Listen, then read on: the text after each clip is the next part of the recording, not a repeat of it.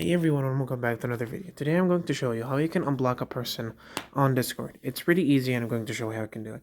Now Discord application on phone has been updated and it's been much more compact. So finding settings isn't going to be that easy to navigate, but I am going to show you how you can do it. So once you launch Discord on phone, you're going to be greeted on the servers, most likely on the new update.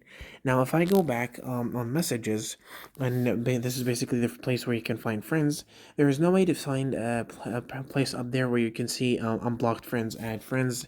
You cannot see if this is the inbox, your friend requests, and the spam. There is no way, but the way is actually easy. So you're going to go under your profile icon in the bottom right corner.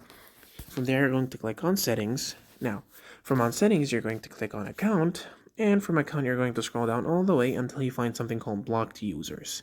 Once you click on blocked users, as you can see, these are the blocked users. And if I click on unblock, I've successfully unblocked my friend. So yeah, guys, thank you so much for watching. Don't forget to like and subscribe, and I'll see you.